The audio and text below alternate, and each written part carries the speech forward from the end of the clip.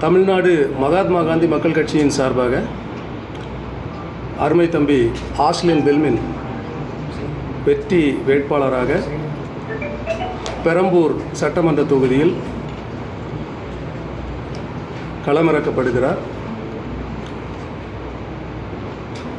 நேர்மை, அன்பு, தூய்மை இவை மூன்றும் அடிப்படையாக கொண்டு செயல்பட்டு வருகிற எங்களுடைய தமிழ்நாடு மகாத்மா காந்தி மக்கள் கட்சி பல போராட்டங்கள், பல பிரச்சனைகள் இவையெல்லாம் கடந்து இன்று தேர்தலில் நிற்கக்கூடிய ஒரு அங்கீகாரத்தை தேர்தல் ஆணையம் எங்களுக்கு வழங்கியிருக்கிறது.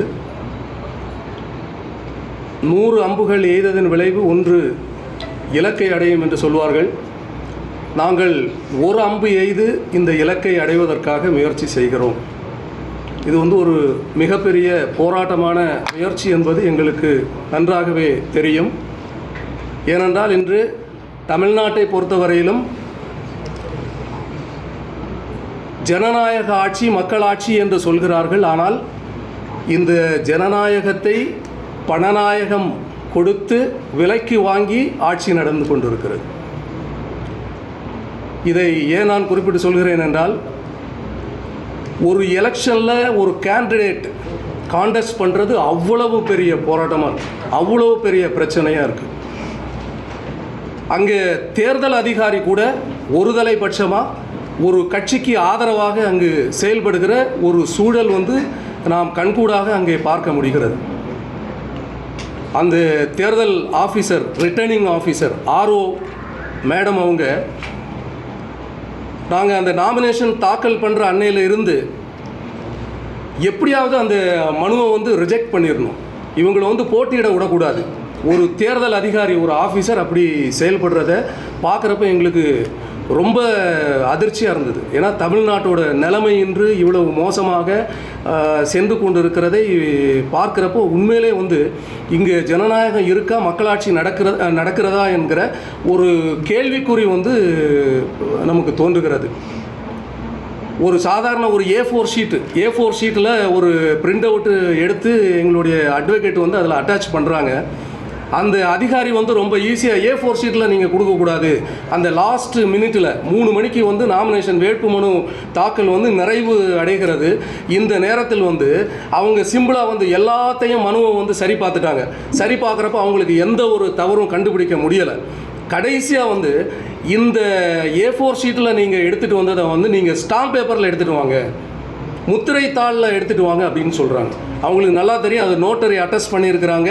அதை நோட்டரி அட்டஸ்ட் பண்ணிவிட்டு இன்னொரு முத்திரை தாள் அதை எடுத்துகிட்டு போய் இந்த கண்டென்ட்டை ப்ரிப்பேர் பண்ணி ஒரு நோட்டரியை தேடி கண்டுபிடிச்சி கையெழுத்து வாங்கிட்டு வர்றதுக்குள்ளே இங்கே மணி 3 ஆகிடும் அப்படின்றது அவங்களுக்கு தெரிஞ்சு அதை அப்படியே சொல்கிறாங்க. அப்போது எங்களுடைய அட்வொகேட் என்ன பண்ணுறாருன்னா, செக் பண்ணுறாரு, அதாவது ஆன்லைனில் போய் செக் பண்ணுறாரு, வேறு யாராவது இது மாதிரி அப்ளை பண்ணியிருக்காங்களா அப்படின்னு கேட்டால், அன்னைக்கு வேட்புமனு தாக்கல் செய்யப்பட்ட 17 நபர்கள் இதே போல் இந்த A4 ஷீட்டில் தான் வச்சுருக்கிறாங்க. ஏன் நம்மளுடைய தமிழக முதலமைச்சர் மு.க. ஸ்டாலின் அவர்கள் கூட, ஐயா ஸ்டாலின் அவர்கள் கூட அந்த A4 ஷீட்டில் தான் வச்சுருக்கிறாங்க. அப்போ அந்த தேர்தல் அதிகாரிகிட்ட எங்கள் அட்வொகேட் சொல்கிறாரு, மேடம் இதை பாருங்கள், நம்மளுடைய முதலமைச்சர் கூட A4 ஷீட்டில் தான் நார்மலாக தான் வச்சுருக்கிறாங்க அப்படின்னு சொல்கிறாங்க. எங்களுக்கு ரொம்ப அப்போது அந்த அதிகாரிகளால் அதை நிராகரிக்க முடியலை. கொஞ்ச நேரம் அப்படியே நீங்கள் வெளியே போங்க நான் இப்போ சொல்கிறேன் அப்படின்ட்டு சொல்லி அனுப்புகிறாங்க. ஸோ இது இவ்வளவு பேனிக்காக இந்த தமிழ்நாடு போயிட்டுருக்குன்னா, ப்ரெஸ் மீடியா உங்களை எல்லாரையும் இந்த ஆளுகின்ற கட்சி விலக்கி வாங்கியிருக்காங்க அப்படின்ட்டு நான் சொல்லுவோம். ஏன்னா இந்த ஆளுங்கட்சியோட எந்த ஒரு ப்ளஸ்ஸோ மைனஸோ, ப்ளஸ்ஸு பேசுனா போடுறாங்க, ஆனால் மைனஸ் பேசுனா போட மாட்டேன்றாங்க.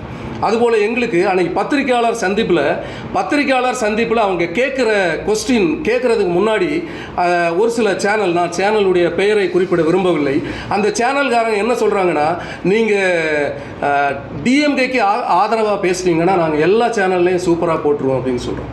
என்னங்க இது? ஜனநாயக உரிமைக்கு குரல் கொடுக்கறது நீங்கள் தான். கரெக்டாக மக்களோடு மக்களாக நின்று மக்கள் பிரச்சனைகளை எடுத்து சொல்கிறவங்க பத்திரிகையாளர்களும் ஊடகவியலாளர்களும். அப்போது உங்களையே வந்து விலைக்கு வாங்குறாங்கல்ல, நீங்களே வந்து ஏன் அப்படி கேட்குறீங்க? இந்த கட்சிக்கு ஆதரவாக பேசுங்க, அந்த கட்சிக்கு ஆதரவாக பேசுங்கன்ட்டு எதுக்கு கேட்குறீங்க? அப்போது இங்கே ஜனநாயக உரிமை வந்து முற்றிலுமாக வந்து அழிக்கப்பட்டு விட்டதுன்றது நிசாப்தமான உண்மை. அது நமக்கு தெள்ள தெளிவாக தெரியுது. அதாவது நம்ம என்ன தப்பு பண்ணோம், இந்த தமிழ்நாடு மக்கள் என்ன தப்பு பண்ணாங்க, அதாவது இந்த ஒரு விரலில் கொஞ்சம் மைய தடவி விட்டாங்க, கரெக்டாக. ஆனால் இந்த ஆட்சியாளர்கள் வந்து இந்த மக்களுடைய மைய தடவுன மக்களுடைய நெற்றியில் ஒரு பெரிய பட்டநாமத்தை போட்டு விட்டாங்க. இதுதான் இங்கே நடந்துட்டுருக்கு. இந்த நிலை மாற வேண்டும். இந்த நிலை வந்து மாறி ஒரு நல்ல மக்களாட்சி, அதாவது கர்ம வீரர் ஐயா பெருந்தலைவர் காமராஜர், மகாத்மா காந்தியடிகளுடைய, கக்கன் அவர்களுடைய ஒரு நல்ல அரசியல் மாற்றம் இங்கு உருவாக வேண்டும் என்பதுதான் எங்களுடைய எண்ணமும் சிந்தையும். ஆகவே தான் இந்த மகாத்மா காந்தி மக்கள் கட்சியின் சார்பாக 100 அம்புகள் எய்து ஒரு இலக்கை அடைவதற்கு பதிலாக ஓராம்பை எய்து எங்களுடைய பேக்ரவுண்டு ஃபினான்ஷியல் பண வலிமை எல்லாம் அடிப்படையில் ஒரு தொகுதியில் தான் ஆளை விட்டு எங்களால் களமாட முடியுன்ற ஒரு எண்ணத்தால் நாங்கள் மக்களாகிய பெரம்பூர் தொகுதி மக்களை நம்பி களமாட நாங்கள் களத்தில் வந்து இறங்கியிருக்கிறோம். அன்பார்ந்த பெரம்பூர் தொகுதி வாக்காளர் பெருமக்கள் அத்தனை பேரும் எங்களுக்கு சப்போர்ட் பண்ணணும். அன்பு தம்பி ஆஸ்லின் பெல்மின் அவர்களுக்கு நீங்கள் கண்டிப்பாக இப்போ சின்னத்தை வந்து நாங்கள் அனௌன்ஸ் பண்ணுவோம். அந்த சின்னத்தில் வந்து நீங்கள் வாக்குகளை செலுத்தி பெருவாரியான வாக்குகள் வித்தியாசத்தில் வெற்றி பெற செய்ய வேண்டும் என்று உங்கள் அனைவரையும் கேட்டு நான் நிறைவு செய்வேன். தற்போது வேட்பாளர் அவர்கள் பேசுவார்கள்.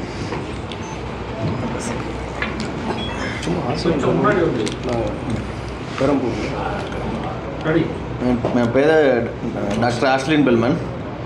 நான் பெரம்பூர் தொகுதியில் வேட்பாளராக போட்டிடுறேன். அனைத்து மக்களும் எனக்கு ஆதரவு கூறி நல்ல வெற்றி தெரியுமாறு தாழ்மையுடன் கேட்டுக்கொள்கிறேன். என்ன சார் ரெண்டே நாளில் விஜய் மட்டும் பேசி முடிச்சிட்டீங்க, தெளிவாக சொல்லுங்களேன், பேசுங்க. விஜய் 10 நிமிஷம் பேசுறாரு, நீங்க 2 நிமிஷம் பேசி முடிச்சிட்டீங்க. எல்லாம் கேட்டுட்டு தான் இருக்கேன். அன்னையிலேருந்து இன்னைக்கும் அந்த தொகுதிக்கு ஃபுல்லாக போயிட்டு தான் இருக்கேன். நான் இன்னும் கண்டினியூ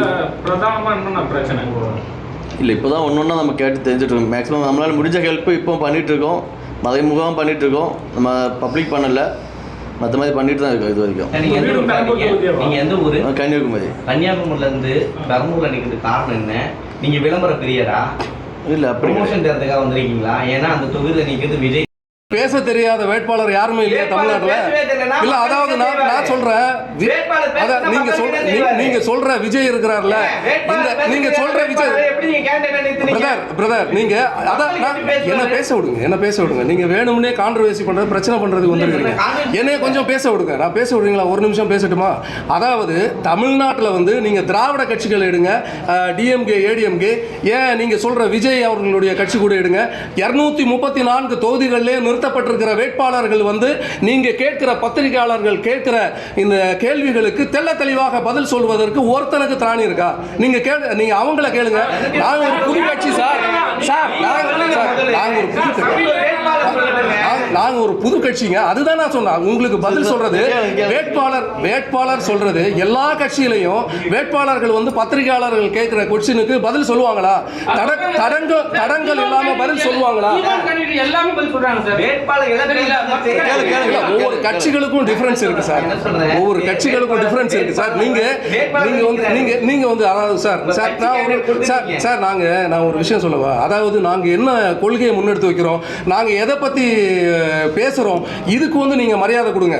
அதாவது ஒரு பேச வர்றவங்களை, ஏதோ ஒன்று செய்ய வர்றவங்களை நீங்க வந்து ஆரம்பிக்கிறதுக்கு முன்னாடியே இது மாதிரி வந்து நீங்க ஒரு அவங்கள வந்து ஒரு ஷேம் படுத்தி, ஒரு அவமானப்படுத்தி நீங்க விட்டீங்கன்னா அப்ப எப்படி மேல அவங்க மக்கள் வருவாங்க?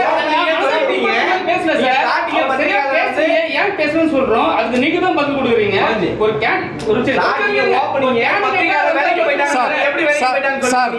சார் கேப்டன் சார் என்கிட்ட சொன்னாங்க. அதாவது என்கிட்ட சொன்னாங்க சார், இங்க இருக்கிற லீடிங் சேனல் எந்த சேனல், அதாவது லீடிங் சேட்டலைட் சேனல் ஒரு 6 சேனல் என்கிட்ட வந்து பேசுனாங்க. அதாவது நீங்க விஜய்க்கு எதிராக பேசுனீங்கன்னா நாங்க பைட் இப்போ எடுத்து லைவ் போடுறோம் அப்படின்னு சொன்னாங்க. அதுக்கு என்கிட்ட வீடியோ ஆதாரம் இருக்கு, ரைட்டா? நான் ஏன் போய் சொல்லணும்? நான் எதுக்கு பேசணும் சார்? நான் என்னுடைய கட்சி கேண்டிடேட் ஒரே கேள்வி சார். சார் நீங்க சொன்னீங்கல்ல பெரம்பலூர் மக்களுக்கு வந்து மறைமுகமான சில ஹெல்ப்லாம் பண்ணிட்டு இருக்கோம்னு சொல்லுங்க. என்ன மாதிரி உதவிகள் பண்ணிட்டு இருக்கீங்க அது வெளிப்படையா சொல்லுங்க. ஏன்னா இப்ப நீங்க அரசியல்வாதியா இருக்கீங்க, அவங்க ஓட்டு வெளிப்படையா சொல்லுங்க. என்ன மாதிரி ஹெல்ப் பண்ணீங்க, அந்த மக்களுக்கு என்ன மாதிரி பயன் அடைஞ்சிருக்காங்க சொல்லுங்க. பெரம்பூர்ல எந்த ஏரியா மக்களுக்கு உதவி செஞ்சிருக்கீங்க? ஆக்சுவலி நான் தொழில் பண்ணிட்டு இருக்கேன். தொழில் எந்த ஏரியா இல்ல சார், என்ன ஹெல்ப் பண்ணீங்க, என்ன மாதிரி பலன் வந்து பெரம்பலூர் மக்கள் அடைஞ்சிருக்காங்கன்னு சொல்லுங்க. இது பண்ணியிருக்கேன். சார் ஆக்சுவலி பல இடங்களில் பல பிரச்சனைகள் நான் பண்ணிட்டு இருக்கேன். உங்களுக்கு எல்லாமே கிளியர் பண்ணிட்டு இருக்கேன் நான். இல்ல எந்த தொகுதியில சார் பண்ணிருக்கீங்க? அந்த பெரம்பூர்னா பெரம்பூர் மட்டும் கிடையாது. வியாசார்பட்டி பெரம்பூர் தொகுதி தான். ஒரு சில குறிப்பிட்ட தொகுதி கிடையாது. பெரம்பூர் டோட்டலா எனக்கு ஆல்ரெடி தான். தமிழ்நாடு பூரா நான் ஒரு வாரத்தை பேசிட்டுப்பாங்க. தமிழ்நாடு பூரா பெரிய பெரிய கட்சிகள் எந்த கட்சியும் வந்து எந்த தொகுதியிலையும் அந்த தொகுதிக்கு உட்பட்ட வேட்பாளரை வந்து நிறுத்துறத கேண்டிடேட்டாக நிப்பாட்டுறது இல்லை. நீங்கள் காங்கிரஸ் கட்சி எடுங்க, நீங்கள் வேட்பாளர்களை பாருங்க, எல்லாமே இறக்குமதி வேட்பாளர்கள். நீங்கள் விளவங்கோடு தொகுதி எடுத்து பாருங்க, விளவங்கோட்டில் வந்து கேரளால இருந்து ஒரு தர கேண்டிடேட்டா வந்து விளவங்கோட்டில் நிப்பாட்டி இருக்கிறாங்க சார். அப்ப நீங்க பெரிய இல்ல, நான் மற்றவங்களை குறிப்பிட்டு தான் சார் சொல்ல முடியும். நீங்க சார் சார் சார் நீங்க சார் நீங்க நான் சொல்றேன். இல்ல பாடி மூலக்கடை சொன்னாரு, அதான் பெரம்பூர் தொகுதி தான். அதுக்கு பதில் சொல்லுங்க.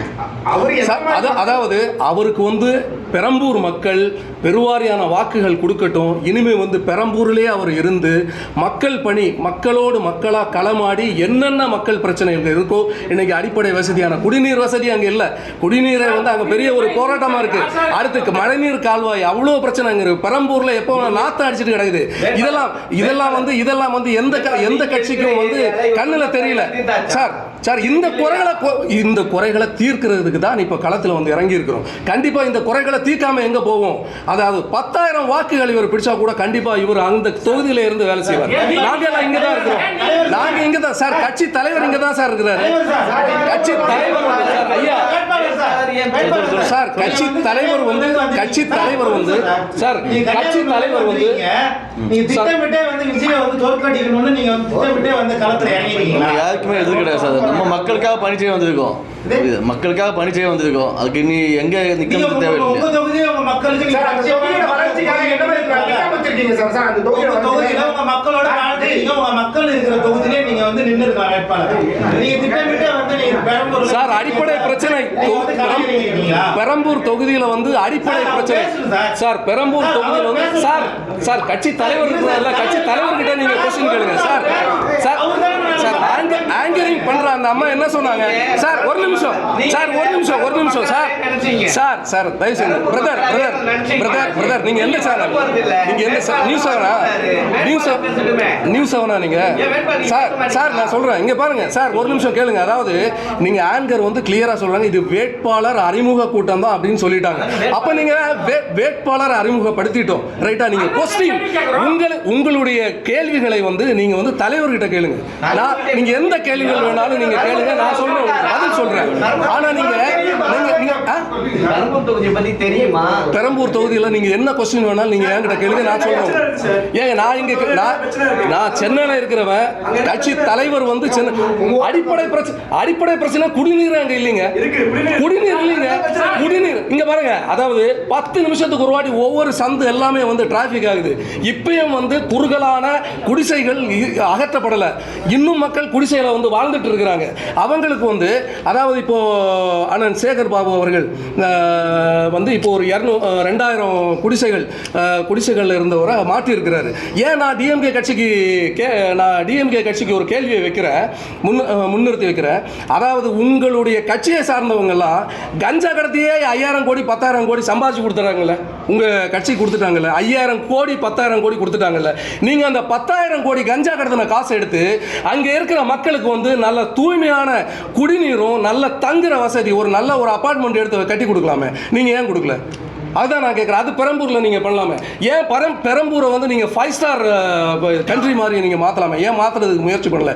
இப்பயும் வந்து அதாவது நாத்தம் சாக்கடையில் தங்குற மக்கள் இப்பயும் அங்கே தான் தங்கிட்டு இருக்கிறாங்க.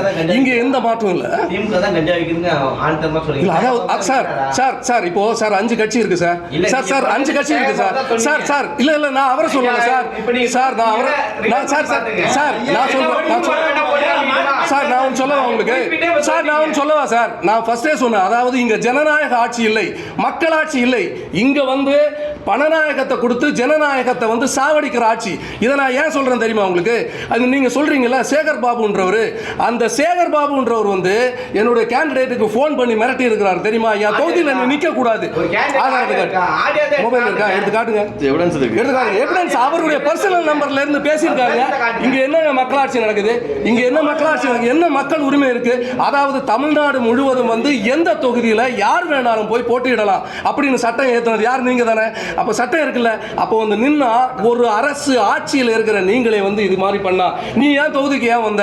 நீ வந்தேன்னா ஒன்று உண்டு இல்லைன்னு ஆக்கிடுவேன். நான் இன்னைக்கு சொல்றேன், நாளைக்கு நாளிலிருந்து நாங்கள் எலெக்ஷன் ஒர்க் ஸ்டார்ட் பண்றோம், கான்டெஸ்ட் பண்றோம், மக்களை சந்திக்கிறோம்.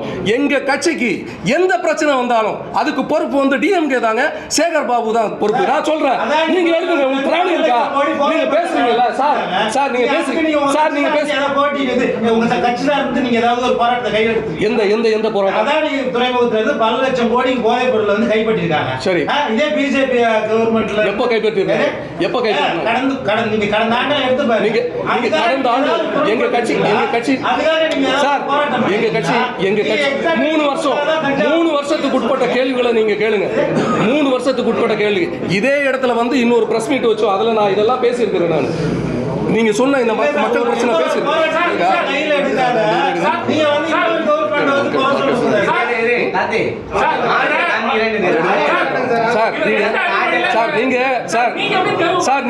இப்ப நான் ஒன்று சொல்லவா? நீங்க கூட உங்களை கூட யாரோ ஒருத்தங்க கரெக்டா ஃபைன் டியூன் பண்ணி விட்டுருக்காங்க, இவங்களை வந்து அசிங்கப்படுத்தி விட்டுருங்க அப்படின்னு நீங்க ஒரு முடிவோட கேள்வி கேட்குறீங்க. ஆனா நான் சொல்றேன் சார், நான் சொல்றேன் நீங்க எந்த கொஸ்டின் வேணாலும் கேளுங்க, நான் ஓப்பனா நான் பதில் சொல்றேன். உங்களுக்கு எது வேணாலும் பேசுங்க. ஆனா இதுக்கெல்லாம் இங்க பாருங்க சார், நாங்க இதுக்கெல்லாம் ஓடி ஒளிஞ்சு போக மாட்டோம். நாங்க எடுத்திருக்கிற கட்சி தான் வந்து மகாத்மா காந்தி மக்கள் கட்சி. ஆனா நாங்க பயந்தவங்க கிடையாது. இதுக்கு வந்து பயப்பட்டு பின்னோக்கி போக மாட்டோம். ஆமாங்க, கன்னியாகுமரியில கல்குவாரி பிரச்சனை இருக்கு. ஏகப்பட்ட அதாவது மலை வளங்களை எல்லாம் உடைச்சு தகர்த்து அந்த கன்னியாகுமரியை வந்து நாசமாக்குனாங்க. அது யாருங்க பண்ணது? டிஎம்கே ஆட்சிக்காரங்க தானே பண்ணாங்க. டிஎம்கே காரங்க தாங்க பண்ணீங்க. நீங்க சார் நீங்க அந்த கட்சி சரி. இந்த தமிழ்நாட்டில் 234 சட்டமன்ற தொகுதியில நட்சத்திர அந்தஸ்து பெற்ற ஒரு பரவலா எல்லாரும் பேசுற ஒரு தொகுதி எதுங்க? சார் இல்ல சார், விஜய் நிக்கிற தொகுதி சார். இன்னைக்கு வந்து எல்லாரும் பேசுறாங்க. அதாவது சினிமா மோகத்துல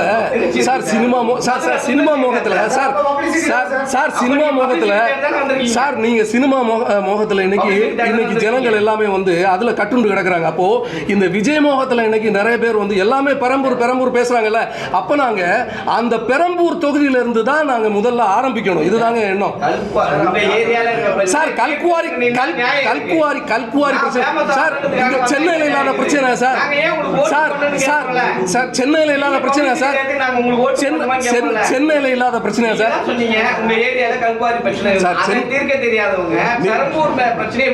சார் நீங்க சார் இந்த தமிழ்நாடு பூரா நீங்க தமிழ்நாடு பூரா எல்லா இடத்துலயும் பிரச்சனை இருக்கு. பிரச்சனை இல்லாத ஒரு தொகுதி நீங்க சொல்லுங்க. தமிழ்நாடு முழுவதும் உள்ள 234 தொகுதியிலையும் 234 விதமான பிரச்சனைகள் இருக்கத்தான் செய்யுது. அதுக்காக எந்த கட்சி நடவடிக்கை எடுக்குது? அதாவது எந்த கட்சியில எந்த தொகுதியில் நின்னாலும் அங்க ஒரு பிரச்சனையை கையில் எடுக்கிறதுக்கு நமக்கு சோர்ஸ் வந்து கொடுத்துட்டு தான் இருக்கிறாங்க ஆளுங்கட்சின்னு. சார் நீங்க காசு கொடுங்க நிறுத்துறோம். நீங்க ஒரு 50 கோடி ரூபாய் கொடுங்க நிறுத்துறோம். சார் இவர் எப்படி தேர்ந்தெடுத்தீங்க? இவருதான் வேட்பாளரை எப்படி நீங்க தேர்ந்தெடுத்தீங்கன்னா மகாத்மா காந்தி மக்கள் கட்சி 10 விரல்ல பிரேஸ்லெட் அதெல்லாம் எப்படி இவரை நீங்க தேர்ந்தெடுத்தீங்க? சார் 10 விரல்ல பிரேஸ்லெட் போட்ட உடனே சார் 10 விரல்ல பிரேஸ்லெட் போட்ட உடனே ஒரு மனுஷனுடைய மனசு வந்து மாறிடுமா நீங்க கண்டுபிடிச்சிருவீங்களா? நீங்க அவர் மகாத்மா காந்தி மக்கள் கட்சியில் ஒரு கேண்டிடேட்டா நிக்கிறதுக்கு தன்னை அர்ப்பணிச்சு நிக்கிறார்ல. அவருடைய 10 விரல் மோதிரத்தை வச்சு நீங்கள் என்ன பண்ண போறீங்க? நான் ஒன்றுமே போடல. அதுக்காக கேட்கும்போது எப்படி sir audio Sekar Babu audio அப்போ போய் சொல்லிருக்கீங்க. உங்களுக்கு விளம்பரப்படுத்திக்கிறீங்களா? கால் வந்தது மட்டும் எத்தனை நிமிஷம் பேசுகிறேன். இல்லை அதெல்லாம் வேட்புமனுவில் எல்லாமே நீங்கள் எல்லாமே வந்து பப்ளிக்காக ஆன்லைனில் இருக்குது, இணையதளங்களில் இருக்குது. நீங்கள் டவுன்லோட் பண்ணி பார்த்துக்கோங்க. அதெல்லாம் கவர்மெண்ட் சைட். நீங்க ஏன் நிக்கல? கட்சி தலைவர் நான் வந்து கட்சியை தலைமை வச்சு பண்ணிட்டு இருக்கேன். நீங்க நான் ஒரு நாள் நிற்பேன், அப்போ வந்து நீங்க ஓட்டுகள் கொடுங்க. சார் இன்னைக்கு ஒரு நாள் தூங்கி எழுந்திரிச்ச உடனே உலக முடியாதுல்ல, இன்னும் டெய்லி இருக்குல்ல, இன்னும் நிறைய இருக்கு, பார்ப்போம். கண்டிப்பா நிற்போம். மழையெல்லாம் காணுன்றீங்க.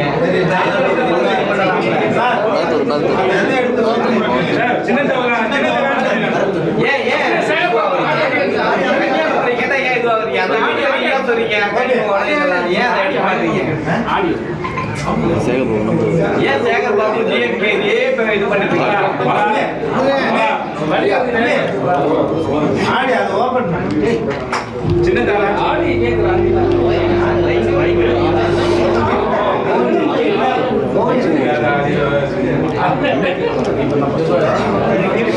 சிம்பிள் இது பண்ணிடலாமா? ஆடியோ இருக்கா இல்லையான்னு செகண்ட். சரியா? இப்போ வந்து நீங்க வந்து ப்ரெஸ்ஸை வந்து கூப்பிட்டு வச்சு என்ன சொன்னீங்கன்னா எங்களை டார்கெட் பண்ணி கேள்வி கேட்கறது தான் சார் எங்களோட சரி தரமான கடமை. சரிங்களா? அதை நீங்க சொல்ற ஒரு வார்த்தை என்னன்னா, நீங்க எல்லாம் நம்மளை டார்கெட் பண்ண யாரா இருந்தாலும், இந்த இடத்துல விஜயா இருந்தாலும், இந்த இடத்துல வந்து ஸ்டாலின் சாரே இருந்தாலும் நாங்க கேள்வி கேட்போம். சரிங்களா? அது எங்களோட உரிமை. ஆனா உங்களால பதில் சொல்ல முடியாம இருக்கிறதுனால நீங்க வந்து எல்லாருக்கும் மேல குற்றச்சாட்டு கூடாது. அதுக்கு நீங்க கண்டிப்பா மன்னிப்பு கேட்கலாம். நீங்க சார் நீங்க ஸ்டார்டிங்கே பொட்டி வாங்கினீங்கன்னு சொல்லிட்டீங்க. அதனால நீங்க கேட்ட கேள்விகளுக்கு நான் பதில் சொல்லியிருக்கிறேன். எப்படிப்பட்ட கேள்விகளாக இருந்தாலும் முன்னெடுத்து வைத்தாலும் அதுக்கு பதில் சொல்லணும். நான் அந்த பதில தான் சொல்லியிருக்கிறேன். நான் அந்த பதில் தான் சொல்லியிருக்கிறேன். உங்களுக்கு என்ன திட்டங்கள் வச்சிருக்காருன்னு தெரியலையே. கிட்ட எப்படி தப்பிச்சு போலான்றதை யோசிச்சிருக்காரு தவிர என்ன திட்டங்கள் வச்சிருக்காரு? பெரம்பூர் டிராபிக் இருக்கு, நீங்க அதை சொல்ல மாட்டாரு. டிரைனேஜ் ப்ராப்ளம் சொல்ல மாட்டாரு. எதுவுமே பேச மாட்டாரு. குடிசைவாழ் பகுதியில் சொன்னீங்களா, அதை சொல்ல மாட்டாரு. எந்த பகுதியில் குடிசை இருக்கு சொல்லுங்க. உங்களுக்கு தேவையான எல்லா கருத்துக்களையும் நான் சொல்லிட்டேன். நீங்களே வந்து நான் எல்லாத்தையும் பேசிட்டேன். எல்லாம் தமிழ்நாட்டில் நடக்கிற எல்லா ஆல்மோஸ்ட் பிரச்சனை எல்லாமே பேசி மக்கள்கிட்ட இது பண்ண போறாரு, நன்றி சொல்ல போறாரு. ஆமா கண்டிப்பா அவர் நன்றி கண்டிப்பா சொல்லுவார். அவர் ஜெயிச்சாலும் தோத்தாலும் நன்றி சொல்லுவார். கண்டிப்பா சொல்லுவார். 5 வருஷம் கட்சி ஆரம்பிச்சு சொல்றீங்க. இப்போ அதான் தம்பி எல்லாமே சொல்லிட்டு இருக்கிறோம்ல, அதானே பேசிட்டு இருக்கிறோம். ஏன் எங்க நிக்க கூடாது? தமிழ்நாட்டுல எந்த தொகுதியில எங்க வேணாலும் நிக்கலாம்ல, அது நிக்க கூடாதுன்னு சட்டம் இருக்கா? சட்டம் இல்லாம நின்னா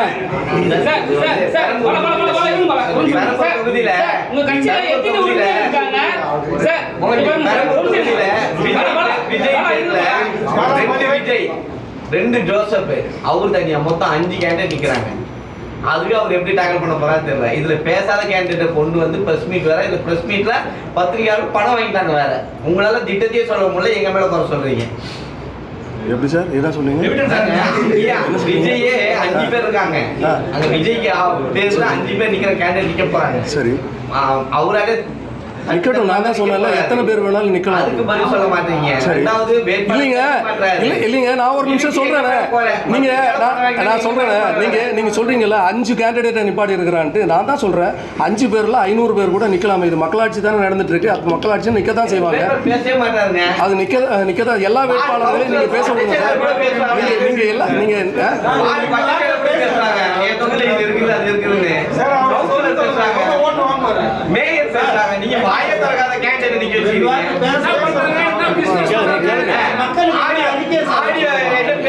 சொன்னாங்க. அதுவே இன்னும் காமிக்காம உங்களோட தேர்தல் அறிக்கை உங்களோட தேர்தல் மக்களுக்கு உங்களோட தேர்தல் அறிக்கை வெறும் சின்னத்தை மட்டும் நீங்க அறிமுகப்படுத்த போறீங்க. மக்களை போய் சந்திக்க போறோம். மக்களுக்கான தேர்தல் அறிக்கை என்ன கொடுக்குறீங்க, அந்த மக்களுக்கு நீங்க என்ன செய்ய போறீங்க, அது மட்டும் சொல்லிடுங்க. அதை மட்டும் சொல்லுங்க.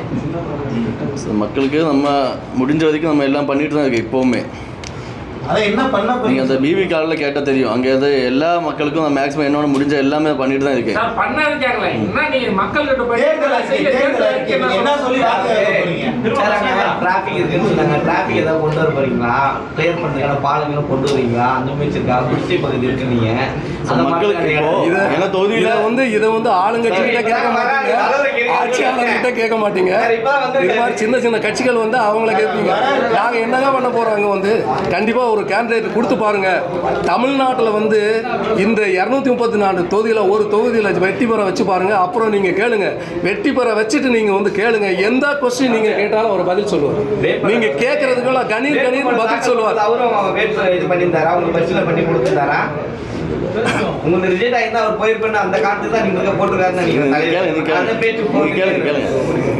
நாங்க தான் கேட்டுட்டே இருக்குமே. நீங்க என்ன திட்டம் வச்சிருக்கீங்க சொல்லுங்கன்னா அந்த மக்களை கேளுங்க. அந்த மக்களை அப்ப அங்க இது வரைக்கும் அந்த தொகுதியில என்னெல்லாம் கேட்குறாங்களோ அதெல்லாம் பண்ணி கொடுத்துட்டு இருக்கேன். இனி மேற்கொண்டு அவங்க என்னெல்லாம் கேட்குறாங்களோ என்னால் முடிஞ்ச வரைக்கும் அதை பண்ண தான் செய்வேன். அவங்களுக்கு அது நம்ம ஜெயிச்சாலும் சரி தோத்தாலும் சரி தான் நாங்கள் பண்ண தான் செய்வேன். அன்னையிலேருந்து இன்னைக்கு வரைக்கும் தொழிலத்தில் தான் இருக்கேன். நிறைய பிஸ்னஸ் பண்ணிகிட்டு இருக்கேன். இன்னைக்கு வரைக்கும் எல்லாம் ஹெல்ப். அதே மாதிரி பெரும்பு தொகுதியில் எனக்கு ரொம்ப வேண்டாம் ஒரு 200-300 பேர்கிட்ட இன்னைக்கும் நான் பண்ணிட்டு தான் இருக்கேன். நேரத்துக்கு வரைக்கும் பண்ணியிருக்கேன் நான். இல்லை சார், நேரத்துக்கு பண்ண விஷயம் சொல்கிறேன் சார். அதாவது சார் சார் சார் சார் அதாவது சார் சார் நீங்கள் சார் இதுதான் அரசுடைய டெக்னிக். அதாவது தமிழக அரசு என்ன நினைக்குது அப்படின்னா, தமிழுடைய ஆட்சியாளர்கள் என்ன நினைக்கிறாங்க அப்படின்னா, அதாவது ஒரு 4 கட்சிகள் டிஎம்கே ஏடிஎம்கே இது போல பரவலாக இங்கே தமிழ்நாட்டில் வேரூன்றி இருக்கிற 4 கட்சிகள் மட்டும்தான் இங்கே ஆட்சி அதிகாரத்தில் இருக்கணும். புதுசாக எந்த கட்சிகளும் வந்து எந்த ஒரு அரசியல் அங்கீகாரத்தையும் பெறக்கூடாது என்பதில் ஒரு முனைப்பாக இருக்கிறாங்க. அதோட அடையாளம் தான் இது. அதாவது சுயேட்சைகள் எங்கள் இண்டிபெண்ட் கட்சிகள் எல்லாத்துக்குமே வந்து சிம்பிள் அனௌன்ஸ் பண்ணதே நேற்றுக்கு அனௌன்ஸ் பண்ணால் எங்களுக்கு அதுக்குண்டான வேலைகள் வேலைகள்லாம் செஞ்சு முடிக்கிறதுக்கு 5 நாள் டைம் எடுக்கும். இதுக்கு எந்த இன்னும் எங்களுக்கு ஒதுக்கப்பட்ட நேரம் வந்து வெறும் 5 நாட்கள் தான். இந்த 5 நாட்களில் எங்கே கொண்டு போய் சிம்பிளை ரீச் பண்ணுறது? இது எனக்காக மட்டும் இல்லை, தமிழ்நாட்டில் தேர்தலில் வந்து கான்டெஸ்ட் பண்ணுற ஒட்டுமொத்த வாக்காளர்களுக்கும் இண்டிபெண்டன்ட் கேண்டிடேட்டுக்கும் இந்த பிரச்சனை தான் இருக்கும் பாருங்கள். ஃபஸ்ட்டு வந்து என்ன பண்ணுவாங்கன்னா, அதாவது வேட்புமனு தாக்கல் பண்ணுறப்போ அதை ரிஜெக்ட் பண்ணி எப்படியாவது அங்கேயே வந்து நோகடிச்சு விட்டுருவாங்க. அது இல்லாத பட்சத்தில் அது வந்து அக்செப்ட் ஆகி வந்துச்சு அப்படின்னா இதே மாதிரி ஒரு தர்ம சங்கடத்தை கண்டிப்பாக கொடுக்குறாங்க. இது எங்களுக்கு மட்டும் கிடையாது, எல்லாருக்குமே இருக்கு.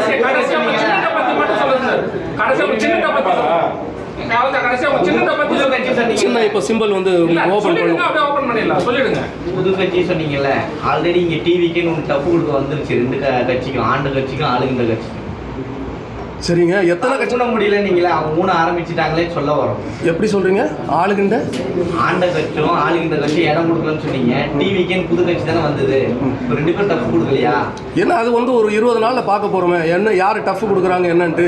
அதாவது அண்ணன் விஜய் அவர்களுடைய கட்சியை பொறுத்த வரைக்கும் நான் நினைச்சேன் வந்தப்போ ஒரு ஆஹா ஓஹோ பயங்கரமா அவங்க பண்ணுவாங்கன்னு நினைச்சோம். அதாவது பூரண மதவிலக்கு, இலவச கல்வி, இலவச மருத்துவன்றது வந்து விஜய் அவர்களுடைய கொள்கைகளில் தான், கட்சி கொள்கைகளில் தான் இருந்தது. அது ரொம்ப சந்தோஷப்பட்டோம். ஏன்னா எங்களுடைய மகாத்மா காந்தி மக்கள் கட்சி முன்னிறுத்தி வைக்கிற 3 கொள்கைகளும் அதுதான், பூரண மதுவிலக்கு, இலவச கல்வி, இலவச மருத்துவம். அப்போ ரொம்ப சந்தோஷப்பட்டோம். ஆனால் இன்னைக்கு அவர் விஜய் அவர்கள் நிப்பாட்டி இருக்கிற வேட்பாளர்களை பாருங்களேன், ரொம்ப தர்ம சங்கடமாக இருக்குது. அவங்களுக்கு இதை பற்றி என்ன தெரியும்? அவங்கக்கிட்ட எல்லாம் நீங்கள் இந்த கொஸ்டின் கேட்க மாட்டீங்க. அவங்ககிட்டையும் கேளுங்க சொல்கிறேன் நான், எங்ககிட்டையும் கேளுங்க, அவங்ககிட்ட இது மாதிரி கொஸ்டின் கேளுங்க. அதாவது இதை பார்க்குறப்போ எங்களுக்கு வந்து பரிதாபமாக இருக்குது. இவராவது வந்து அண்ணன் தளபதி விஜய் அவர்கள் ஒரு பெரிய அரசியல் மாற்றத்தை கொண்டு வருவாங்க அப்படின்னு நினச்சிட்டு இருந்தோம். ஆனால் அவங்களும் வந்து கடைசியில் டிஎம்கேக்கு தான் அதை வழிவகுக்கிறாங்க. அதான் சொல்ல முடியும். ஏன்னா இவங்க ஓட்டை பிரித்து டிஎம்கே காரங்களுக்கு தான் வழிவகுக்கிறாங்க. அப்போ அவங்ககிட்ட ஏமாற்றமாக தான் இருக்குது. இல்லைன்னா நாங்கள் வந்து ஏன் களத்தில் வந்து ஒரு வேட்பாளரை நிறுத்தி நாங்கள் போராடணும்? நாங்கள் வந்து அழகாக அவங்களுக்கு ஒரு ஆதரவு கொடுத்துட்டு அவங்க கூட சேர்ந்து அரசியல் களமாடிட்டு போயிருப்போம்ல. ஆனால் அதுக்குண்டான விஜய் அவர்கள் யாரையும் சந்திக்கலையே, யாரையும் வந்து அரசியல் களமாட விடலையே. கரெக்டாக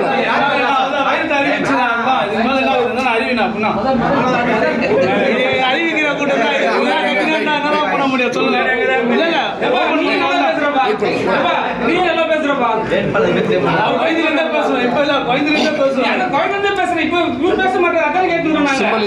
தமிழ் தெரிஞ்சா பேச மாட்டாங்க, தமிழ் தெரியும்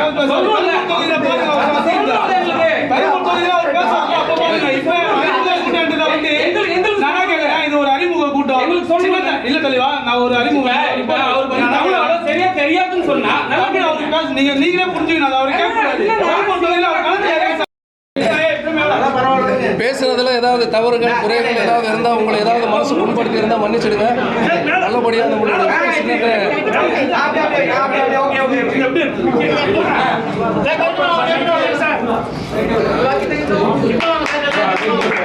வேட்பாளர் கையிலேயே வைரம் சின்னமும் வைரமா மனசு வைரம்